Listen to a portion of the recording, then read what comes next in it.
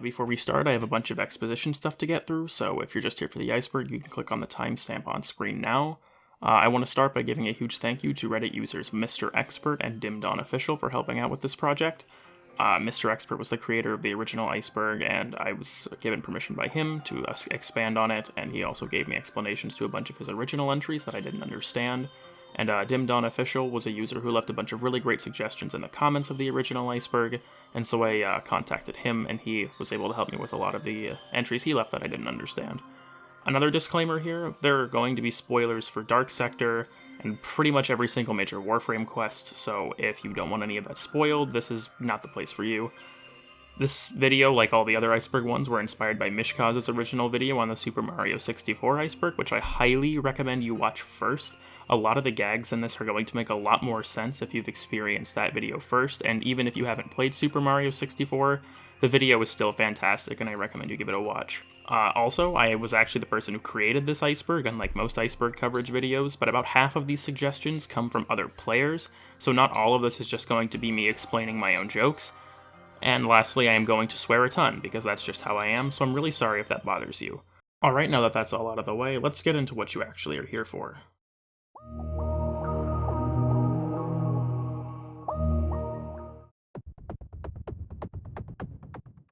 Released on March 25th, 2008, Dark Sector was Digital Extreme's first release and in many ways a precursor to Warframe. The game revolves around Hayden Tenno, a CIA cleanup man investigating a rogue agent in the fictional country of Lasria at the end of the Cold War. Many elements of Warframe, such as the Technocide infestation, the glaive, and the Tenno namesake come from Dark Sector. In fact, pre-release demos imply that at one point, Warframe and Dark Sector were actually going to be the same game. This is going to come up a bunch throughout the iceberg, so consider this entry a primer of sorts.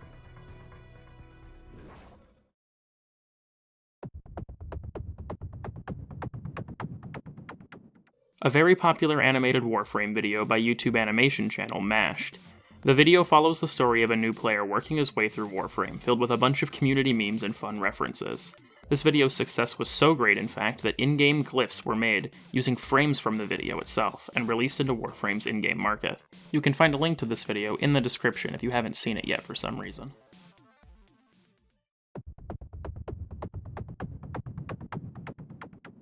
A mysterious core element of Warframe's story, the Man in the Wall is considered to be a malevolent entity and a physical embodiment of the power that resides within the Void. He is first encountered during the quest The War Within, but plays a much larger role in the quest Chains of Harrow. He also makes several appearances during or after certain story quests beyond this point. He'll show up a few more times throughout the course of this iceberg, so just keep him as a concept in the back of your mind for now.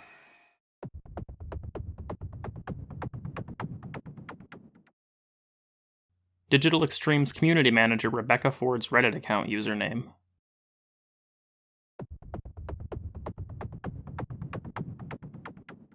I'm just gonna call it Leyu, fuck it. Leyu is the parent company to Digital Extremes. I couldn't find anything about the original buyout of DE by Leyu, but recently Leyu has been acquired by Chinese gaming monolith Tencent for an estimated $1.6 billion. So, that's something.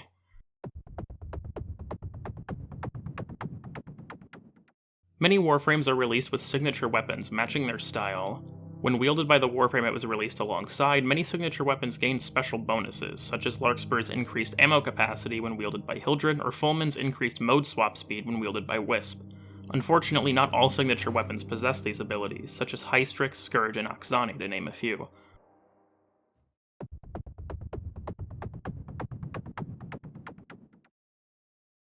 After Update 10, the Grineer faction was given its own language, and among the new unique words added was the term Clem.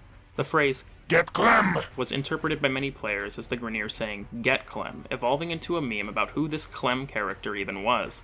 December of that same year, artist Data Reaper posted the comic, The Chronicles of Clem, a Grineer Lancer who wanted to become a Tenno.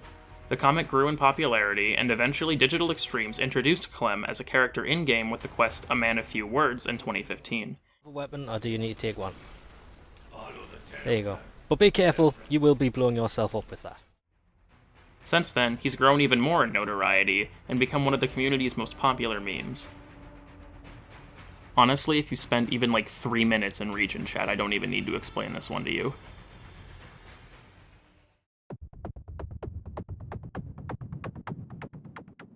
A little gameplay trick, players can use the dodge/roll function to avoid certain knockdowns. Tusk Thumper and Grineer Heavy Gunner slams and Corpus laser barricades, to name a couple of them. As a bonus, you can also slide when falling from a great height to avoid the hard landing animation.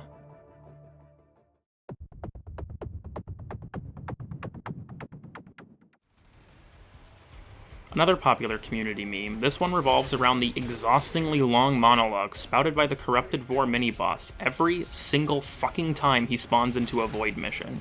It is so long that he often keeps speaking it, even after he's dead, making it virtually unavoidable.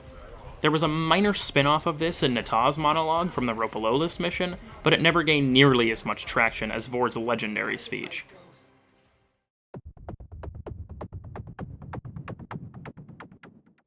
When joining a social space in Warframe, you are often prompted to select from one of many given instances of said social space.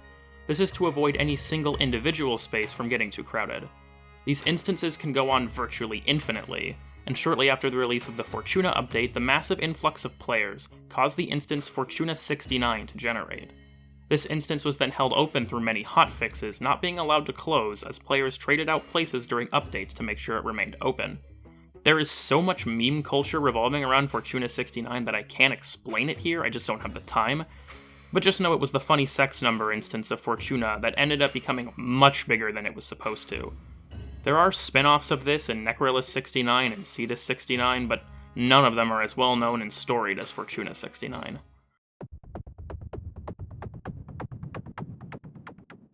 After the release of Dark Sector, Digital Extremes was on the verge of bankruptcy. They approached a bunch of different game publishers with their concept of a free-to-play Space Ninja game titled Warframe, but they were universally turned down.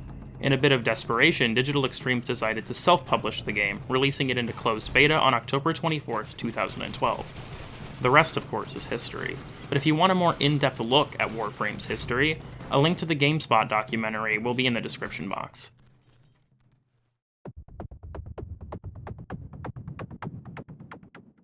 Whenever the game receives an update or hotfix, it is signaled through the in-game chat by the enigmatic red text.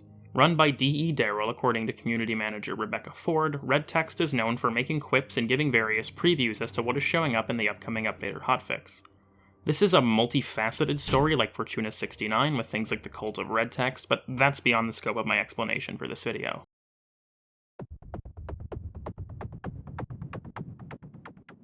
With the launch of Operation Ambulus Reborn on May 4th, 2017, an update trailer was released to serve as a preface for the story of the new operation. During this trailer, the operation's antagonist, Frode Beck, uttered these famous words. Gross. Profit. Profit. Once again, the community took this phrase and ran with it, but by now that shouldn't be all that surprising.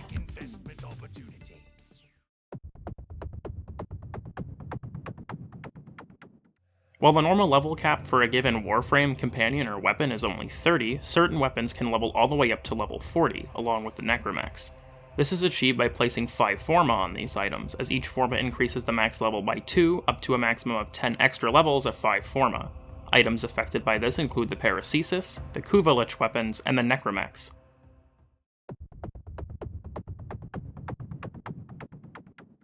During the game's time in closed beta, a Founders Bundle was offered for players who wanted to monetarily support the game during its early development.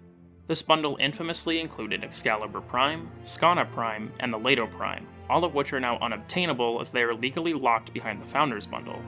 These bundles were divided into tiers, with the Master tier granting access to the Design Council forum, and the Grandmaster tier including both Design Council access and a tribute in the Tenno Relays that displays the names of all Grandmasters. This program was ended on November 1st of 2013.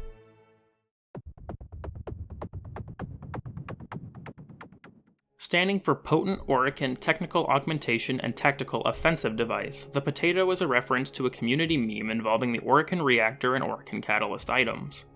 Long story short, they look like potatoes.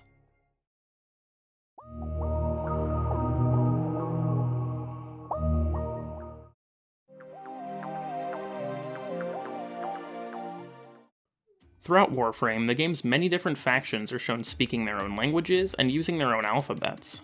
While this may just seem like gibberish at first, these languages are all actually just modifications of the English language, with the alphabets being modifications made to the Latin alphabet. Using the keys shown on screen, you can actually translate the text and quotes found in-game, even using the language for yourself if you're dedicated enough to learn such. A lot of these languages can be quite cumbersome to actually speak, however, so keep that in mind. Also, while certain languages may modify the letters in a word when spoken, they don't in writing, which is worth noting.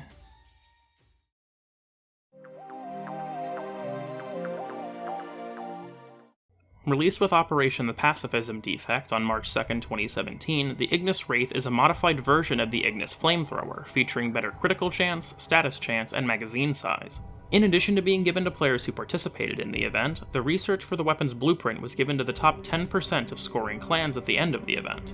Likewise, many of these clans will simply give Ignis Wraith blueprints away for free to newer players, as they have an endless supply of them. The Warframe subreddit often has announcements from these clans involving when they give these blueprints out, so keep an eye out there if you want one.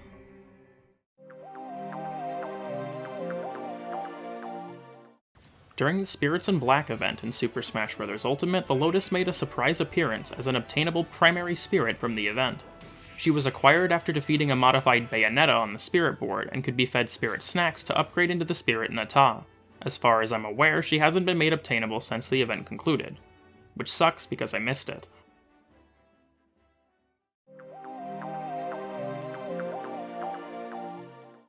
This is going to be kind of technical, so strap yourselves in. Prior to the Warframe Revised Part 1 update, status effect chance had a different method of being handled by the game. During this time, a 100% status chance was the cap, causing each shot to deal a guaranteed status effect chosen from the elements present on the weapon, with the elements that make up more of the weapon's overall damage being favored when choosing a status effect to apply to an enemy. Hey all, dumbass here. Originally in this segment of the script, I was going to talk about old shotgun status, but I realized when editing this video that I got all of my math completely fucking wrong. Not only that, beam weapons could actually go above 100% status back in the day, so I need to cover that now too. Quick notes before we start though, the info in this part comes from Darth Muffin and the Warframe Wiki, so shout out to both of them. First, for beam weapons, over 100% status chance was actually obtainable, as beam weapons dealt 4 ticks of damage per second, and the status chance was simply a chance for a tick in a given second to proc the status. So if you had 100% status chance, one of the 4 ticks would proc, 200% status chance, 2 of the 4 ticks, and so on. I'll leave a link to Darth Muffin's video in the description, which should also be on screen now, where he talks about this subject as well as how fire rate and multi-shot affect it.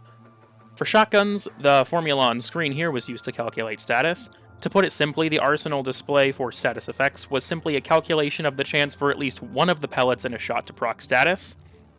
On screen I'll also show a breakdown of some examples of this system. Very important to note that if you hit 100% status chance, then it would kind of wrap around and all of your shots would have 100% status chance. I know that's shown in the breakdown, but I think it's very important to note because it was a big part of what made status shotgun so powerful.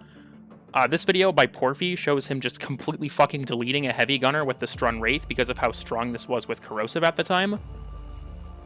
Alright, I'm gonna go ahead and pick back up from the original script now, as the end of it has some valid info about the current state of the game.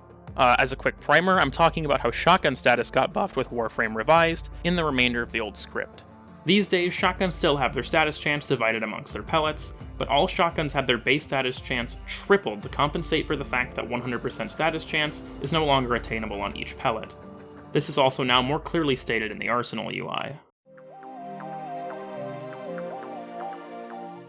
The Warframe Gara possesses an ability called Splinter Storm, which shatters the glass on her body into a protective aura that grants 90% damage reduction and damages nearby enemies. If you cast Gara's ultimate, Mass Vitrify, the duration of Splinter Storm is refreshed to its maximum. If you then shatter the Vitrification Ring with Gara's first ability, Shattered Lash, bonus damage is applied to Splinter Storm equal to 50% of the ring's explosion damage. This damage effectively stacks infinitely so long as you have the energy and the willpower, meaning that with enough effort you can have an aura surrounding Gara that deals 1,000,000 damage per tick, shredding almost anything she touches instantly. It isn't all good though, as falling off the map, falling into water, or having a Nullifier or Scrambus aura touch Gara will dispel Splinter Storm and remove all of Gara's damage stacks. Simply forgetting to refresh the ability with Mass Vitrify will also remove all stacks of damage.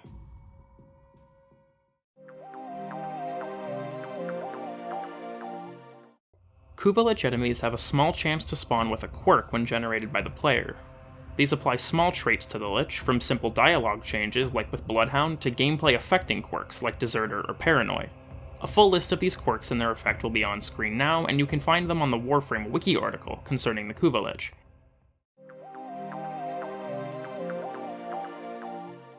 The Nova Warframe's ultimate ability, Molecular Prime, normally slows enemies in its effective area while increasing their susceptibility to damage and causing them to explode on death.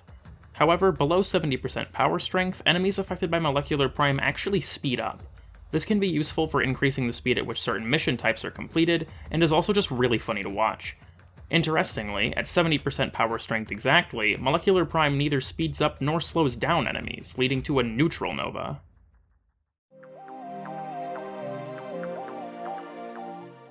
This entry refers to two special mods exclusive to the Elite Sanctuary Onslaught game mode. They provide no gameplay benefits, but instead cause fun effects on enemies hit by the weapon they are equipped on. These two mods, as of the release of this video, are Peculiar Bloom, which causes flowers to grow on enemies when they suffer a critical hit, and Peculiar Growth, which causes an enemy's body parts to be inflated for 6 seconds after taking damage. There was also a third peculiar mod, shown off on a developer stream from the game's creative director, D.E. Steve, which caused comic book text to appear whenever enemies were damaged. As of the recording of this video, it has not made it into the game, and nothing has been heard of it since this developer livestream.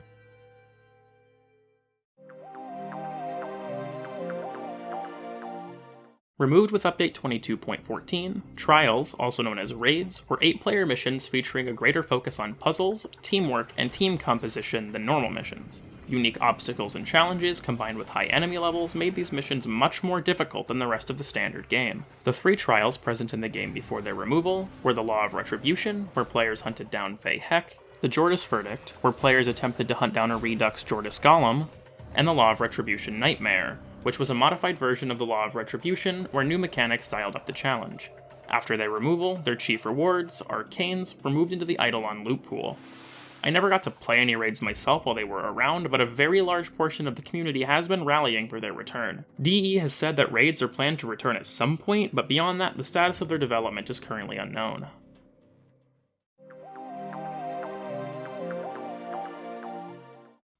In the reactor sabotage game type, the player must complete a series of objectives to destroy the reactor of the ship and escape whilst the ship is falling apart.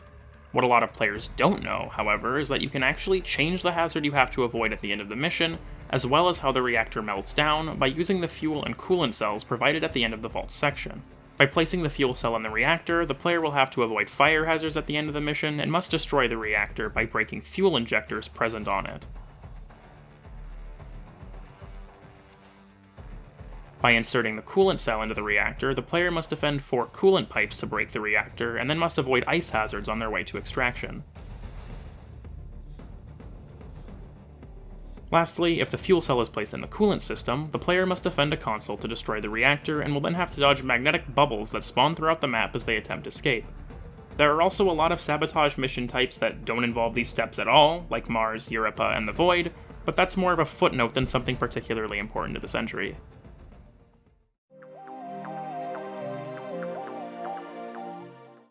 In Warframe, certain mods are what we call set mods.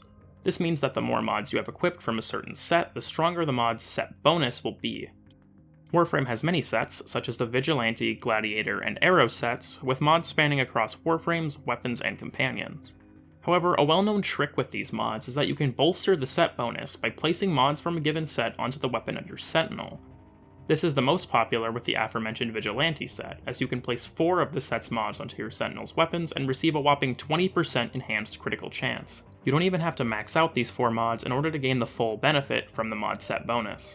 The Gladiator set can also be used to grant critical chance with combo counter for melee-focused builds, but only Helios' Deconstructor and its prime equivalent can utilize these melee mods. And because only Helios can equip the Deconstructor, that means that you must run Helios or Helios Prime in order to utilize this tactic.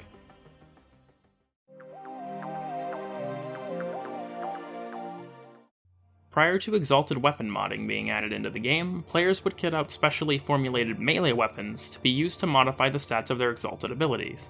You see, before Exalted modding, these abilities would simply inherit the mods from the equipped weapon in the corresponding slot. So melee for Excalibur and Valkyr, secondary for Mesa, and so on. Even though this mechanic was removed for these exalted weapons, stat sticks are still very much in the game for certain abilities that don't technically count as exalted. These abilities still inherit melee mods, and include Gara's Shattered Lash, Korra's Whipclaw, and Atlas's Landslide, among others.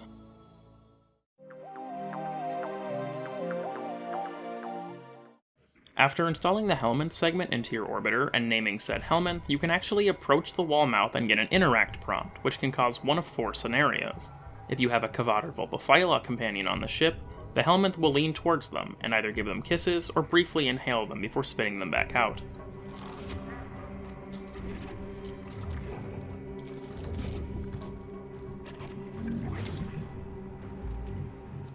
If you have a Kubra or Predacite active, the companion will play and bark in front of the Helminth, which will cause the Helminth to eventually sneeze as an allergic reaction. Finally, if you have the Domestic Carrion drone from the Deimos supporter pack, interacting with the Helminth cause the drone to jump into its mouth and give it a routine dental cleaning.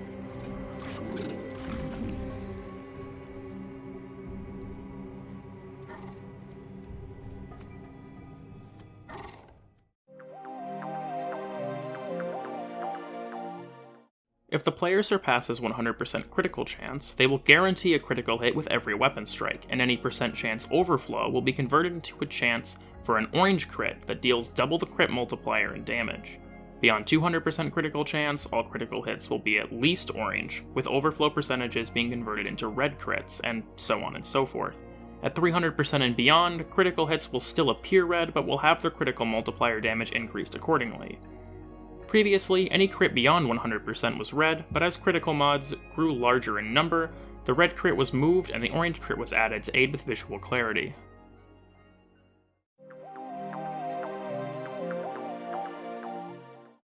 The Limbo Warframe possesses an ability called Stasis, which causes all enemies within his rift plane to stop moving, also halting enemy projectiles. In the past, this ability also halted allied projectiles, which while really cool, really hurt Limbo in team play, as he really just trolled the shit out of his teammates whenever Stasis was active. While I will always miss creating miniature suns with the old Stasis, I think this was a change most people can agree was definitely needed.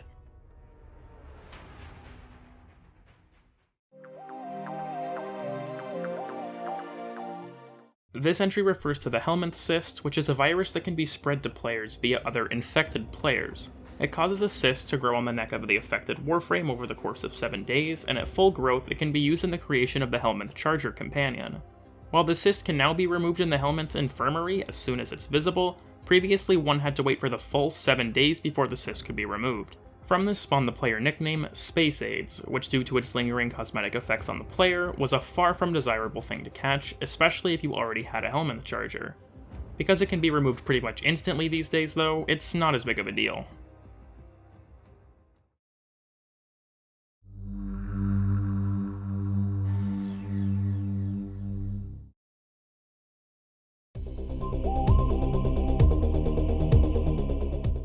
Prior to his rework, the Warframe Excalibur didn't have the Exalted Blade ability. Instead, his ultimate was Radial Javelin, and in his third slot was an ability called Super Jump. It would cause Excalibur to jump 3 times higher than normal while stunning nearby enemies. With the advent of Parkour 2.0, Super Jump became obsolete and was removed.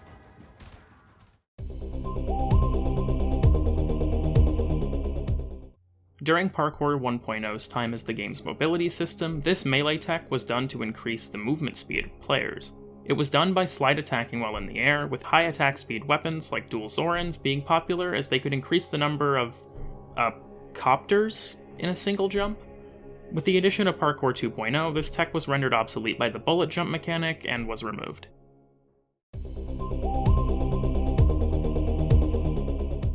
First unveiled at TennoCon 2017, Be the Stalker, better known as Stalker Mode, is a game mode wherein the player gets to play as the pre-Second Dream Stalker and hunt down players who have a Stalker mark. This game type features a ton of little cool things like being in Hunhouse Lair instead of the Orbiter, saying acquiring targets instead of searching for match, and other things of that nature. While DE has said that this mode is planned to be released to the public in the future, it is as of now limited to its occasional use on developer livestreams.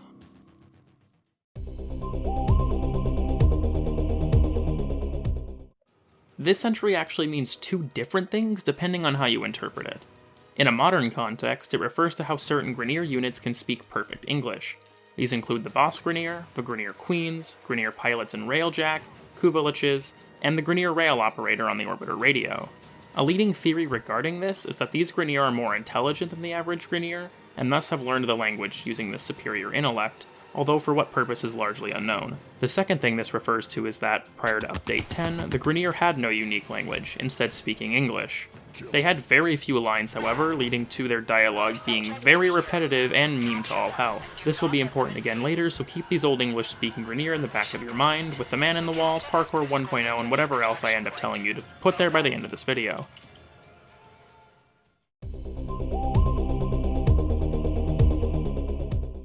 After completing the quest Rising Tide, the player gains access to their own Old War-era ship known as a Railjack.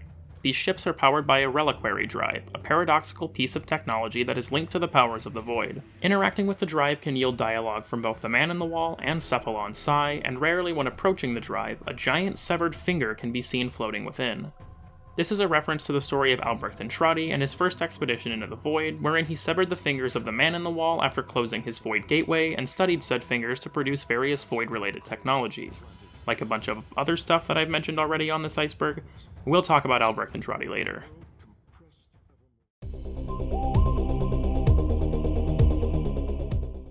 Originally intended to be released in Update 25.7's Disruption expansion, the Echoes of Umbra are an unreleased item that could be temporarily installed on any Warframe to make it fight autonomously when the player enters Operator form, like Umbra does.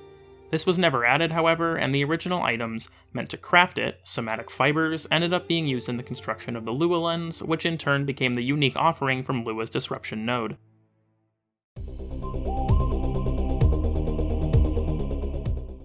This entry references a GIF released by DE Rebecca shortly after the Grendel Warframe's release. Apparently, during testing of the Warframe, there was a bug that allowed him to use his Feast ability on the Lephantis boss, swallowing him whole.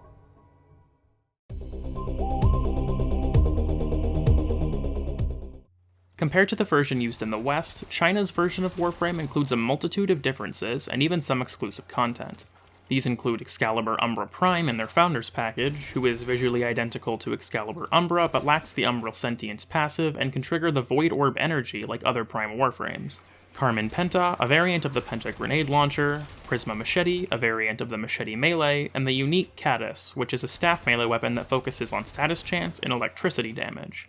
Fortunately for us, all of these weapons are statistically pretty bad, so not much is being missed out on. Some unique cosmetics, such as the Umbra Beast Helmet, the Rhino Bronze Skin, and the Guavin Sakara Prime, are all exclusive to Warframe China as well.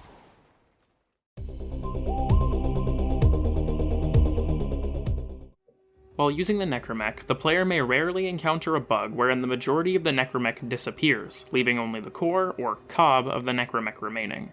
This bug, to my knowledge, has been patched now, but it appeared on an official dev stream once, which was pretty hilarious.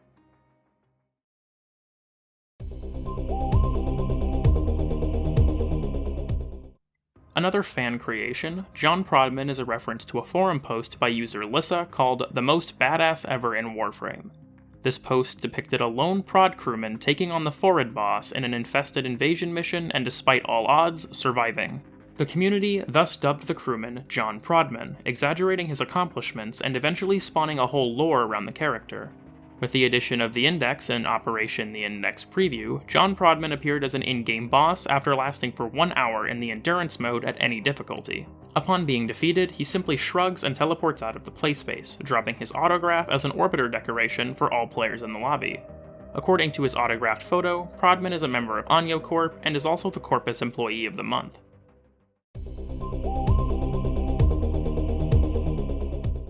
Originally known as the Aura Kitties, the Curia are secret map scannables that appear at a variety of locations throughout the game's tile sets. Scanning a Curia will unlock one line of a poem regarding the origins of the Grineer Queens, with there being 48 Curia in total. These little guys served as a precursor to the game's current Cephalon fragment system, and can still be found and collected for some various rewards. At 50% Curia found, you get the Curia emblem, at 75% you get the Curia glyph, and at 100% you get the Curia statuette decoration for your orbiter. The inbox messages granting these rewards are some small poems by the mysterious Olmedi, who hasn't really shown up in the game at all outside of the Curia messages.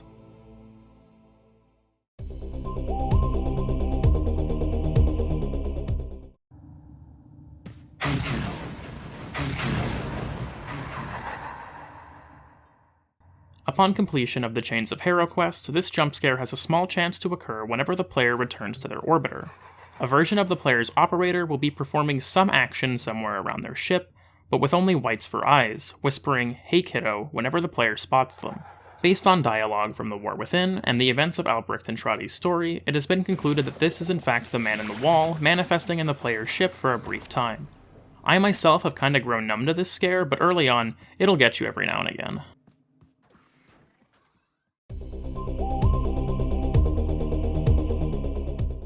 While in the Enrichment Lab's location on the Orb Valis, hacking the console in the back of the facility has a small chance to release the sentient trapped within the glass there. This sentient will then attack the player and the Corpus alike. There's honestly a ton of cool stuff within the Enrichment Labs, like the fish containers, or these verminks hamming it up, or the weapons testing room, but the sentient is the only one of these little secrets that really impacts gameplay.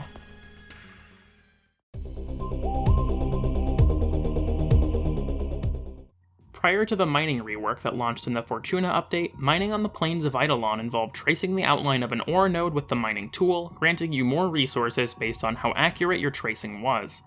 This allowed players to draw short-lived art pieces with the mining tool, and while I don't have any footage of myself doing it before it was removed, drawing dicks in public lobbies was a good time, I assure you.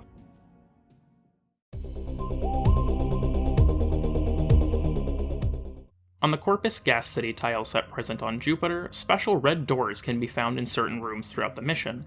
These doors will have up to 4 symbols on them, these symbols being a triangle, a half circle, a hollow square, and a bold square. By destroying a hidden object in the room, called an access controller, panels will open around the room revealing buttons that correspond with the symbols on the door. By pressing these buttons in the correct order, being from top to bottom on the door in the allotted amount of time, the red door will open.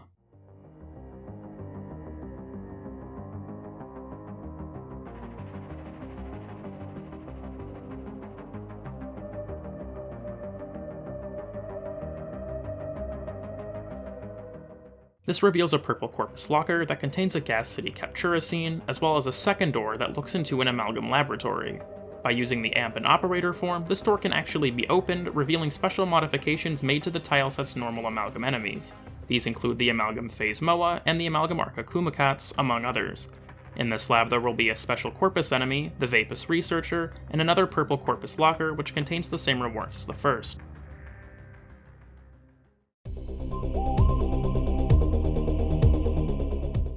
An old era Warframe YouTuber who made fast-paced and upbeat Warframe content. I never watched him myself, but according to comments left on the original Warframe Iceberg post, he left YouTube after being offered a job as a radio person and hasn't been seen around the community since.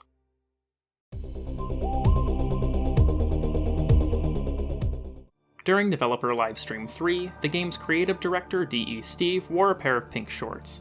The community, as it does, ran with it, spawning a meme that ended up leading to a pink shorts glyph being added in-game and the pink shorts message being shown during Platinum Prize giveaways on developer live streams.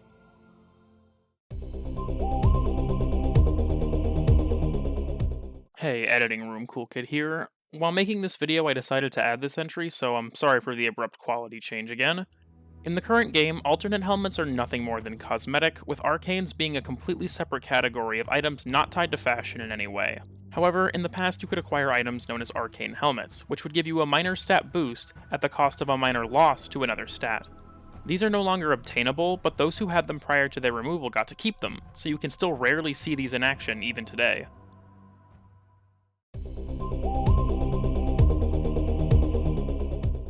Stamina was a mechanic of Parkour 1.0 that limited the player's ability to use maneuvers and melee attacks by giving them a stamina bar to manage. With Parkour 2.0's release in Update 17, stamina was removed from the game entirely as it was cumbersome and really annoying. Except for when it came back on Necromex. Wait, what the fuck?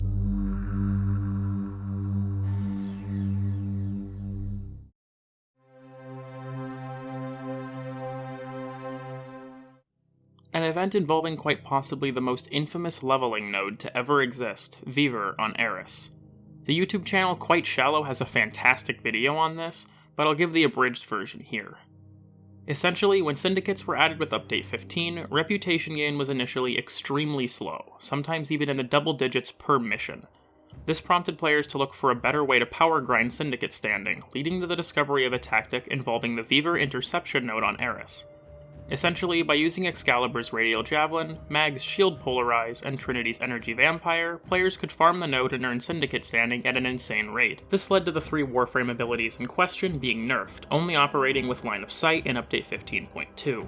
This caused outrage across the community, as this change not only failed to address the broken Syndicate standing gain, and thus why players were using Vivre in the first place, but it also affected players who never used Vivre to farm. These changes were swiftly reverted, with DE Steve himself apologizing for the knee-jerk reaction, and Syndicate rep gain was increased. This event ultimately led to Vivre's removal, massive changes to the Syndicate and interception missions, and the eventual rework of the Excalibur Warframe.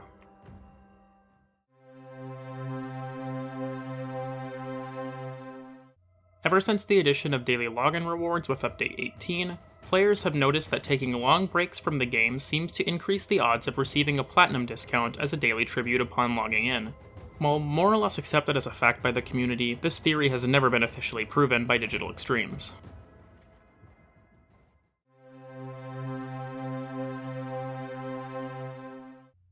This theory involves Quill Onco, a character in the town of Ceres on Earth. Certain lines from Onco imply both the existence of other universes and Onco's awareness of said universes. You can listen to some of the lines in question now. Time is relative. Choose when ready. The choice is made. We are here. You were anticipated. Our interaction begins. We are each one viewpoint within the myriad that comprises the Unum. Eidolon Siet Swong intercepted at isolate node Sad by Tenno Sad Park. But first, interaction. Mercury, Pantheon. Actor, Swong half point hash Swong. Impending intersection with actor half seer point Sad. Outcome unclear.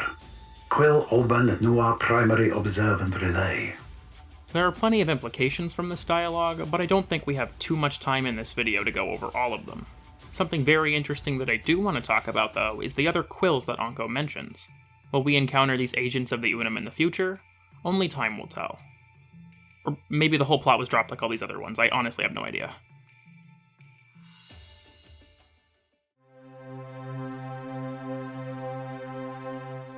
There is a surprising amount of in-game evidence implying that Dark Sector is actually a prequel to Warframe. This would cause a shit ton of plot holes in both games if it was actually canon, but the theory is fun on its face. Evidence for this includes the Excalibur Proto-Armor skin, along with its description, the Glaive Proto skin, which resembles the Glaive from Dark Sector, the Nyx Nemesis skin, resembling the Nemesis from Dark Sector, the Technocyte being the name of the biomechanical disease in both games, a prototype Jackal and prototype Grineer being present in Dark Sector, and so on. Like I said, officially confirmed this would shoot both games full of holes, but the implication is certainly interesting regardless.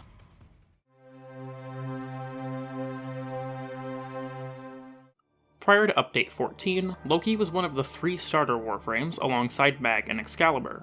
He was later deemed too difficult for new players to utilize, as his skills were only suited to certain mission types, and he was swapped out for Volt with the release of the aforementioned Update 14.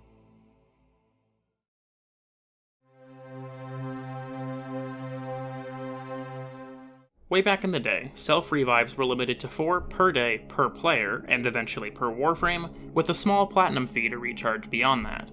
This was eventually overhauled to be 4 revives per mission, and then changed again so that additional platinum costs were removed. Self-revives these days are 4 per mission and cost a small amount of the affinity that was earned in mission in order to use. This can also be boosted up to 6 revives per mission with the use of 2 maxed out arcanes placed on the Warframe.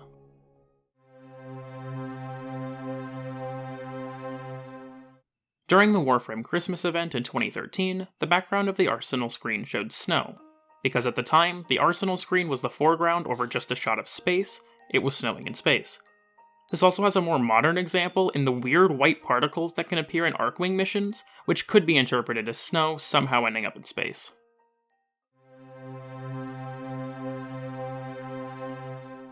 Prior to Update 11, Warframe's damage system used a completely different model, now known as Damage 1.0. This featured some elemental types not seen today, such as Force Field and Laser, and also lacked features such as combo elements and orange critical hits. It was replaced with the modern Damage 2.0 system later on, which has become a mainstay in the game ever since.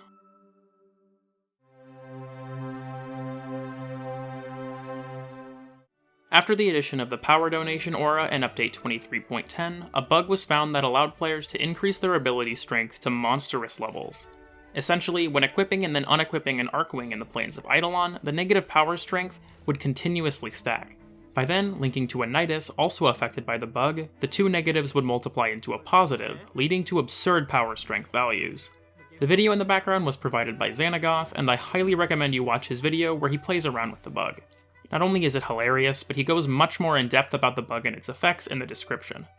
Interestingly, this bug appeared briefly again with the introduction of Railjack, as spam entering the free flight node and then leaving it could stack the negative power strength like before. This was swiftly patched though.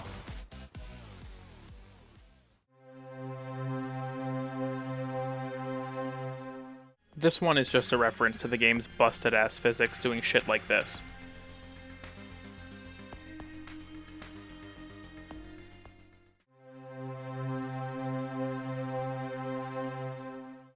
Sometimes when returning to the orbiter, the game will fail to load the proper item being constructed in the foundry, instead defaulting to the Meyer melee weapon. Oftentimes this is quickly fixed once the game catches up, but sometimes Meyer will just get stuck until the player leaves the orbiter and returns. This bug also occurs when visiting another player's orbiter if they have an item in their foundry.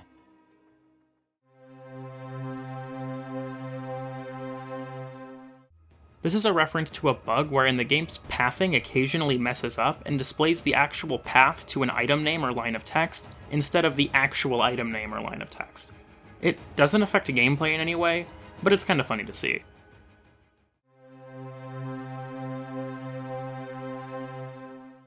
During the Game Awards in 2016, community manager DE Rebecca almost let this line slip on stage when talking about the Warframe community. Yeah, I mean, we have 26 million registered users, which is crazy to say out loud. As you might expect, this is now widely accepted as a harsh truth.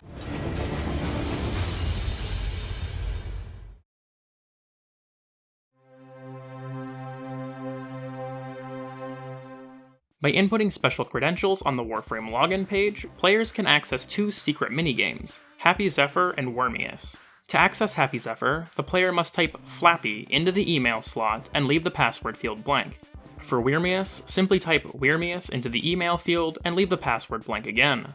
In a later update, these could also be accessed by pressing a W button present in the Customization tab for both Zephyr and Wyrm respectively, including their Prime versions. These games also both got moved to the in-game arcade, known as the Ludoplex, purchasable from Cephalon Samaris. However, both games are still accessible through the previously mentioned methods, even if the Ludoplex versions of the games are not owned.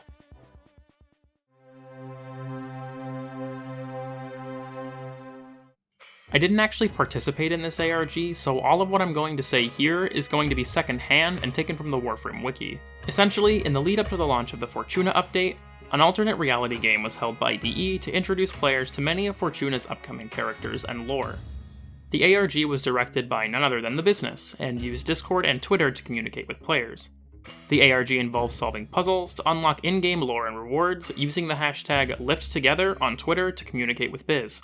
While originally only limited to a few players by using limited-time Discord invites, a permanent link was eventually generated, allowing any number of players to participate. The Oricon Archives has a whole page dedicated to recapping this ARG, which I will leave in the description for those interested.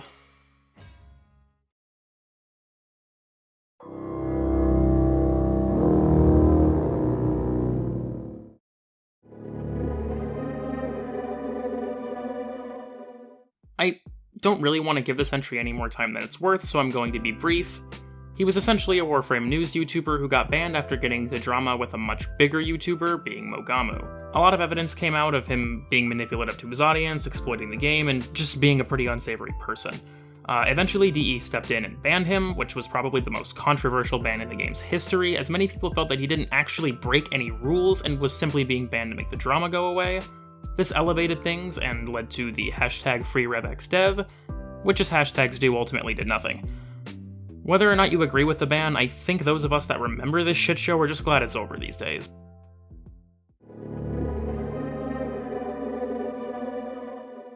VoidGlitch was a data miner who was known for posting leaks and in-game drop rates on his site known as VoidGlitch's repository.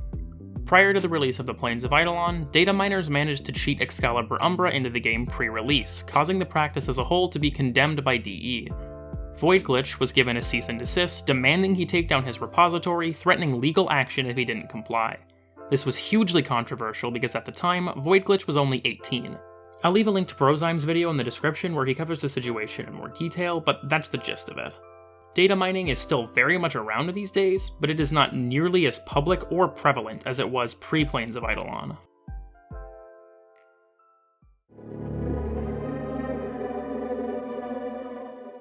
Ignis Day was a community artist who created 9 of the game's deluxe skins, including Oberon Fearch, Magnuma, and Trinity Strega. He also designed the original Ember Deluxe skin, however DE made large changes to the skin for performance reasons, causing Ignis Day to get very upset and eventually burn the bridges that connected him to DE. In the background you can see his original apology post on the Warframe forums. We never got Ignis Day's version of the Ember Deluxe, instead getting the Ember Vermilion skin.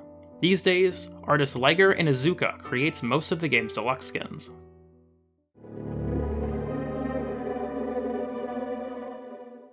Telluric was a former chat moderator for the game, who went on a rampage banning people from chat for various reasons.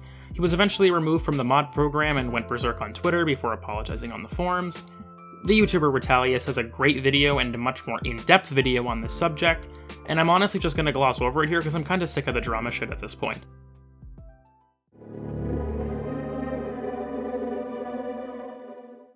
Great Prime was an improved version of the normal Grate that falls from air vents when entering missions on certain tile sets. It was available on April 1st, 2014 for 1 minute after logging in for the price of 9,001 Platinum. It possesses 3 unique mods that add new effects to the mission entry animation, and allegedly only one person was ever able to actually acquire the item. Or at least, that's what the wiki would like you to believe. In reality, this item doesn't actually exist anywhere in the game's code, and was just a joke from DE that the Warframe wiki played into its own article. I highly recommend you read the original Warframe wiki article though, as it's super clever and a fun time all around.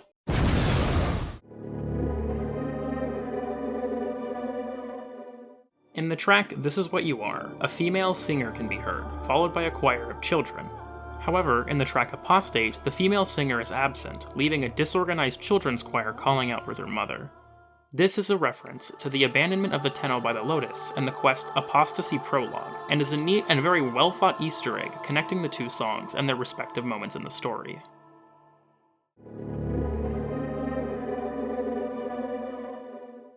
When the reveal trailer for the Duviri Paradox was released, a lot of people thought that the adult male seen in the trailer was Dark Sector protagonist Hayden Tenno.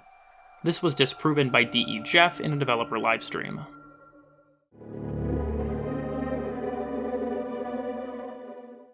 Back during the closed beta of the game, Warframe abilities were actually considered mods and had their own special slots and mod cards. They could be removed to increase the player's total mod space, however this mechanic was eventually removed in favor of a more streamlined experience. As a fun fact, there was actually a point in time where Warframes only had 3 abilities, but this was changed to 4 quite early in development.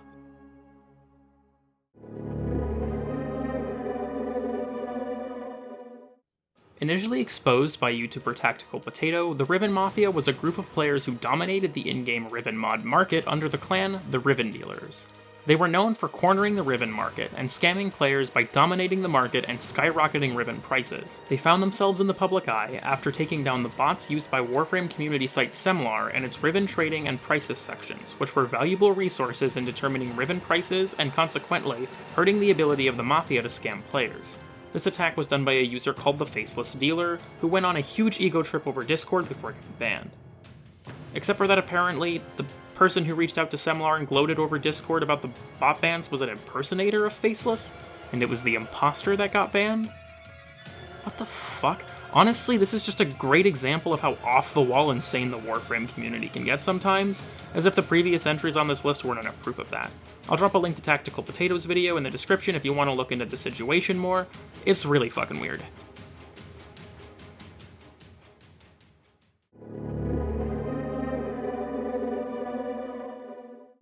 The Requiem mods used to kill Kuva Liches actually have more meaning than just Lich hunting.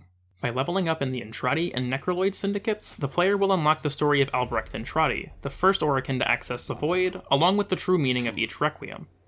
See, he finally came back. Took us a pretty damn long time though, didn't it? At the end of the story, Albrecht recites the full poem from the descriptions of each Requiem mod, which is both a cool touch and also helps to illustrate Albrecht losing his fucking marbles. If you haven't leveled up through those syndicates in-game, and don't mind the spoilers, I highly recommend listening to the story of Albrecht yourself, as it's a great listen. I'll drop a link in the description if you care. To cosmic madness, laws submit.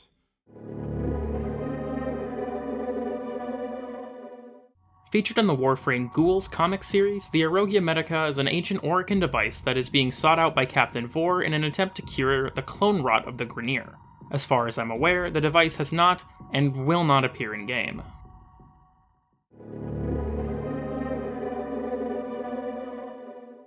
Similar to the power donation bug, spamming the free flight node would allow you to duplicate certain companions and Warframe ability spawns.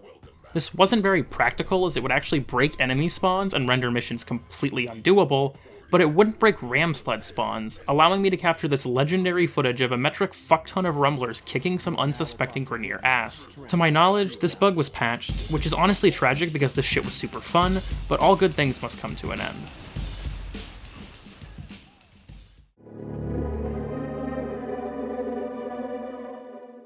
This was a super weird situation where referring to the Warframe Ninja as a trap in region chat would get you chat banned. This ended up getting so bad that even just linking Ninja and the kinetic siphon trap item in chat at the same time would get you banned. There was a bunch of other drama regarding this on Twitter, but I'm kinda over that shit at this point. While the nonsense with this has since died, I will forever have a tribute to it in my orbiter, as watching huge waves of people get banned from region chat will always be some of the funniest shit I have ever witnessed in a video game.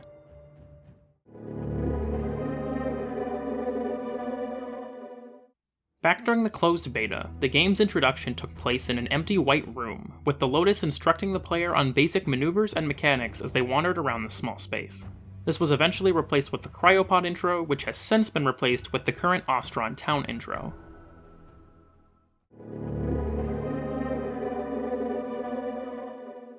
During Halloween of 2013, the Lotus's transmissions depicted her as a vampire. To my knowledge, this was never done again, but it's a fun piece of history nonetheless. Also worth noting that D.E. Rebecca, the voice actress for this character, is into vampires, so there might be a correlation there.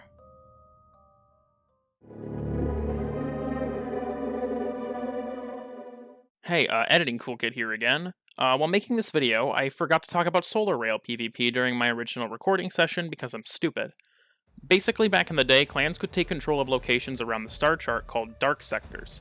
I know that's confusing because of the game, but bear with me. These sectors were controlled after a clan or alliance deployed a solar rail to that area, and clans could engage in PvP fights over these rails in order to vie for the boons of controlling a given dark sector. This was removed with the inclusion of Armistice, and to this day, much of the Orokin Dojo lab is now completely worthless. Alright, back to the abruptly higher quality microphone.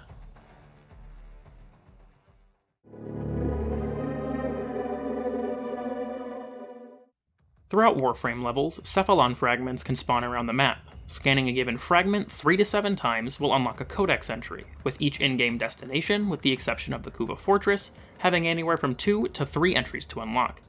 However, when viewing an entry in the codex, a faint static can be heard. Following this static with the mouse will eventually lead to the player hitting a secret node and getting a transmission from a character known as Orden Karis, the Beast of Bones.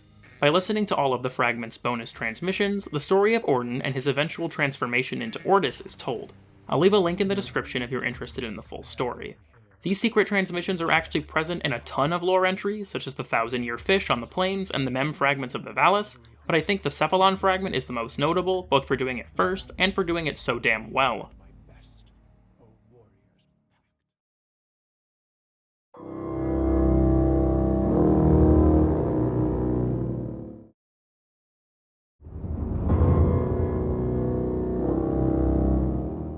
In the original concepting stages for Warframe, many frames were planned to have other gender alternatives. Ember originally had a male counterpart named Blaze, and Ash was originally a female early on. While this concept was scrapped pretty early, one female spin-off did actually make it into the game, being Nyx, who was originally the model for the female Excalibur.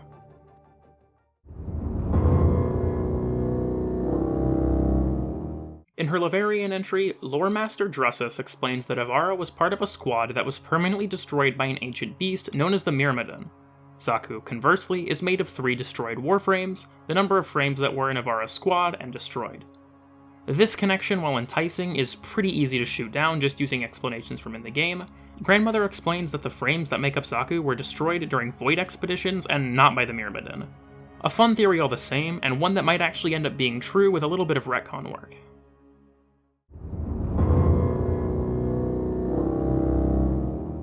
This is another one of those entries that refers to 2 different things. In Dark Sector, the game's antagonists speak Russian and visually appear as a sort of proto-Grineer like I mentioned earlier. This also refers to how people thought that the Grineer language sounded too much like Russian after it was released. Either way, I decided to make this.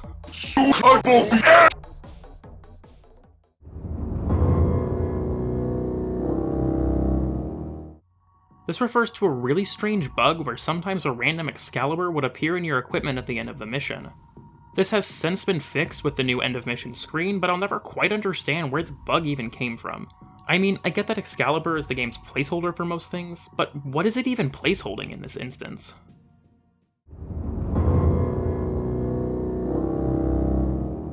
During the 2013 Christmas event, the Grineer had reindeer antlers.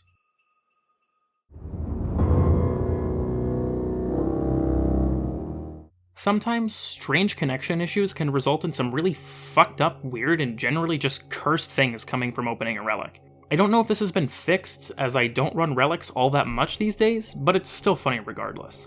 Also, in my humble opinion, the Silver Forma is also a cursed relic item. Why the fuck does that thing even exist?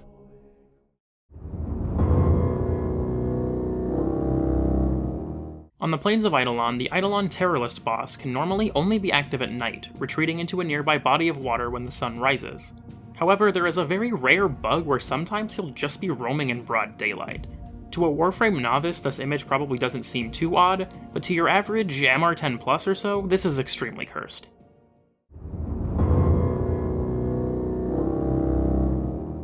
There are actually some cosmetic items in Warframe that can only be acquired from the Steam Community Marketplace, leading to some of the most rare and expensive Warframe skins in existence. I'll have a list of all these items on screen now. I actually own the Cyandanas because they're pretty cheap, but some of these are just fucking bananas.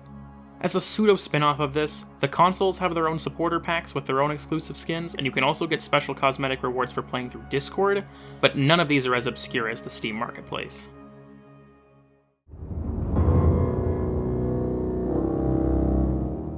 This was the sort of precursor to the Trapnesia entry. Back in 2014 or so, if you said the word Scanazilla in chat, you would get chat banned. This was because the word Nazi is present in the middle of the word, which was picked up by the Kickbot. This was changed pretty quickly, but it is another one of those irrationally fond memories of this game for me. Especially because for a long time nobody actually knew why they were getting banned, so they would just get baited by other players into saying the word.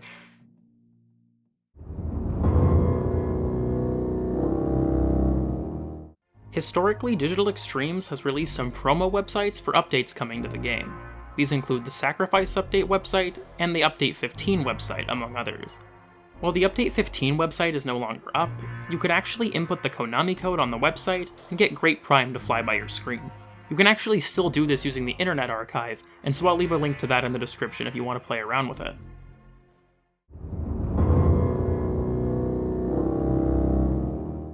During the game's closed beta and some of the open beta, many bosses looked nothing like they do today. Captain Vor was a Red Butcher, Faye Heck wasn't a robot, Kayla Defame was a ballista, and Pluto had a completely different boss in the way of Arnatina, whose transmission model was eventually repurposed and turned into Darvo. I'll leave a link to a video showing the evolution of these bosses in the description if you're interested.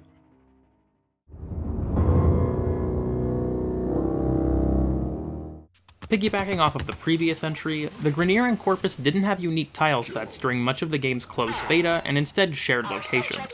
During this time, the Grineer also used Tenno weapons in addition to the whole English-speaking thing that I mentioned earlier.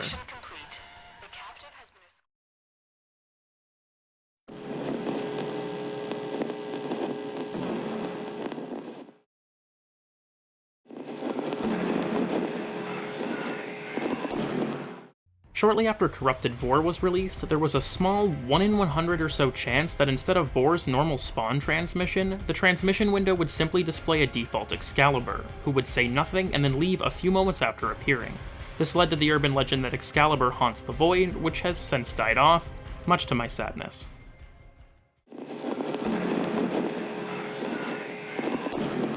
Before the existence of the modern mod system, Warframes and weapons instead had skill trees. These were divided into two categories, being 15 normal upgrades and 30 supercharged upgrades on Warframes, with only 15 supercharged upgrades on weapons.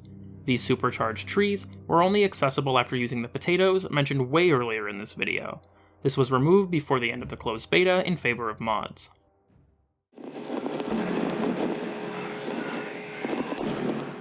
A concept demo for Warframe/Dark Sector was released in 2005, showing off many of the concepts and characters that would eventually make their way into both Dark Sector and Warframe. There's some really cool proto-Warframe type stuff in this trailer, so I'll leave it in the description if you want to give it a watch. It's pretty enlightening, to say the least.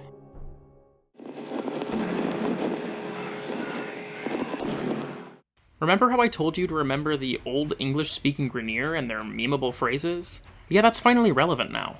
One of the many phrases that community members mocked during the closed beta was Combat Formation Bravo, leading many players to wonder what this combat formation was and if there were even any others. Eventually, a bug where Grineer troops would stack themselves vertically was dubbed as this mythical combat formation. There was a spin-off in Combat Formation Alpha where enemies would stack themselves horizontally behind cover, but it never reached the peak that CFB achieved. This, of course, isn't around anymore, part of some weird bugs every now and again, but we do have these screenshots to admire, so that counts for something.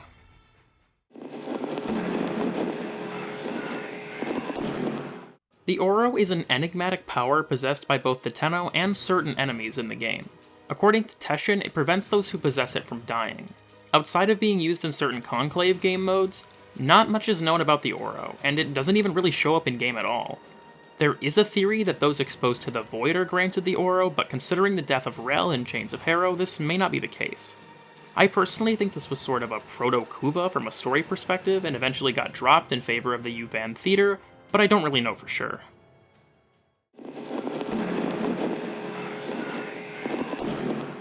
Warframe has often jokingly been mocked for its lack of endgame content, leading a lot of players to create their own endgame. The most popular of these is Fashion Frame, wherein players try to make their Warframes and equipment look as badass as possible. Not gonna lie, I kinda agree with this one, but it is sort of exclusive to the whales if you really want to get into it.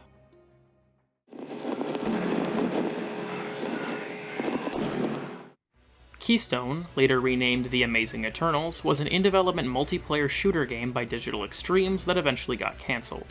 It was a class-based shooter that was shut down so the DE could focus more of its resources on Warframe because it was so much more successful. According to the Wikipedia article, the commercial failure of Lawbreakers and the overall disinterest in the game's closed beta and alpha contributed to the cancellation as well.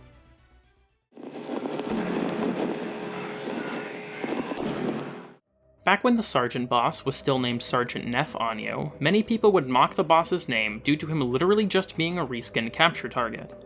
Names like Derp Anyo and Nerf Anyo were popular, eventually culminating with the community concept for Derf Anyo, who was apparently Nef's nephew.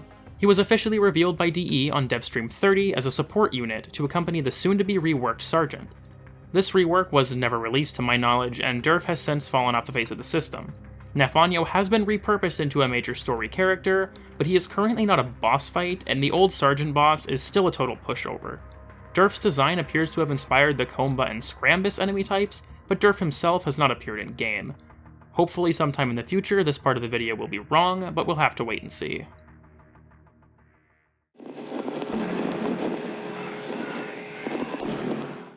A bug that rarely appeared during the 2017-2018 era, a bunch of black squares would just appear on the player's screen pretty much at random, blocking vision.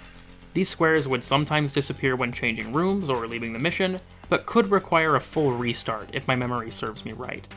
These could still be in the game under certain circumstances, but I myself haven't encountered them in years, so to my knowledge, this bug is busted.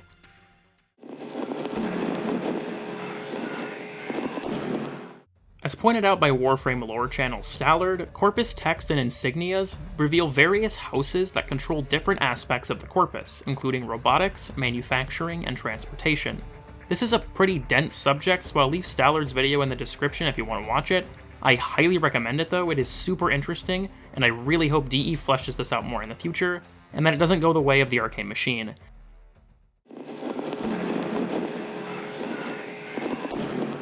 In an unmarked lake on the orb Valus, a strange third orb mother lies in wait. As a fun fact, you can actually use a K-drive to get out of bounds on the Valus and then clip through the floor to see the full body of the orb. It looks almost like a collaboration between the Corpus and the Grineer, which is pretty cool.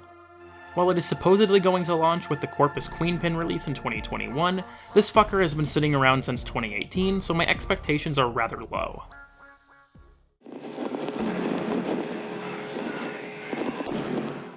After leveling all the way through the Entrati Syndicate, all of the Entrati family members have their names revealed, with the player even receiving their own Entrati name. However, the name of Grandmother is never revealed, with her saying, "I know perfectly well who I am." The true nature of Grandmother's name will likely remain unknown.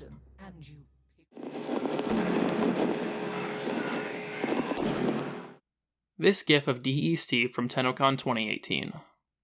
Absolutely majestic.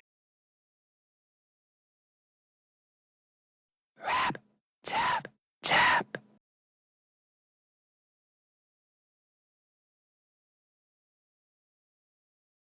While at this point we're really just getting into shitpost territory, a lot of these are actually still rooted in truth, such as this one. Do you remember Liger Inuzuka, the deluxe skin artist who replaced Ignis Day from earlier? Before he was hired by DE, he apparently drew NSFW Warframe art. This isn't the only example of DE working with Rule 34 artists, but it is definitely the most high-profile one. Also, with characters like Wisp in the game, DE basically does just create Rule 34 themselves at this point.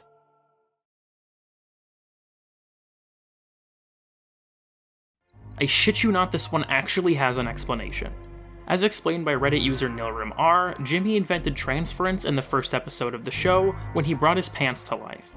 Was Jimmy the first Orokin? Maybe Sheen found the void in Planet Sheen and became the first Tenno? Was Carl the first Grineer? DE, please give a statement on this, I need to know.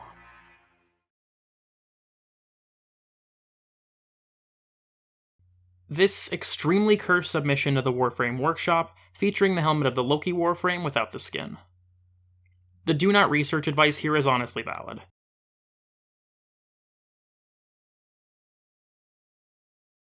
This relates to the 2005 concept demo from earlier, where a black woman is instructing the Tenno and seemingly serving the role of the Lotus. Whether or not the Lotus was originally planned to be African American is unknown, but obviously this didn't make it into the final product.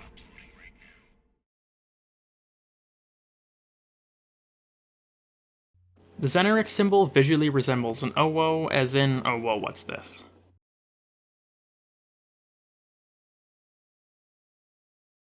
This is kind of a spin-off of the Revive with Platinum entry from earlier, but apparently at one point you actually could buy Revive boosters with credits prior to their removal? Or maybe not? I'm honestly not 100% sure on this because there's so many conflicting reports, but either way, shit's whack.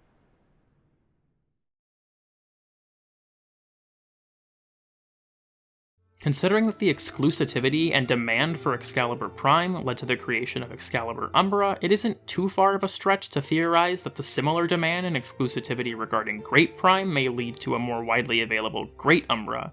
Maybe this time, the damn thing might actually be in the game too. Who knows?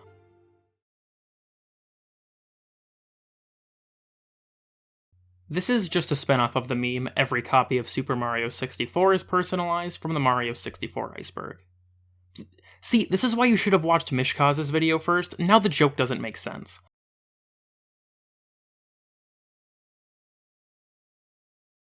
Host migration occurs in Warframe when the host of a lobby disconnects or leaves, and the game assigns a new host for that lobby. This process is notoriously buggy, however, often completely dismantling squads, removing all acquired weapon and Warframe XP, and even in some very rare instances, straight up putting the player in a completely different squad on a completely different mission node. Likewise, an entity this powerful may be the true final boss of Warframe, which I imagine is only defeatable after Gera builds up 1 billion stacks of damage and destroys the game's servers with Splinter Storm. But for now, this is just a theory.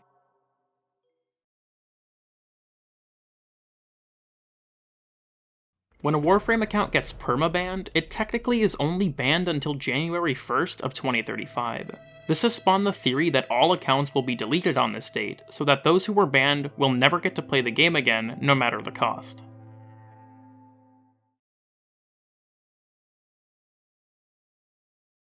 Ironically enough, lastly on this list, we have Primed Soon, a community meme involving how often DE says that certain updates and features will simply be released soon. As you can see on screen, the Prime version increases the duration of Soon by 120%. Maybe Derf would actually get added into the game if people stopped using this mod, but I doubt I can make everyone even take it off, so I'm not gonna try.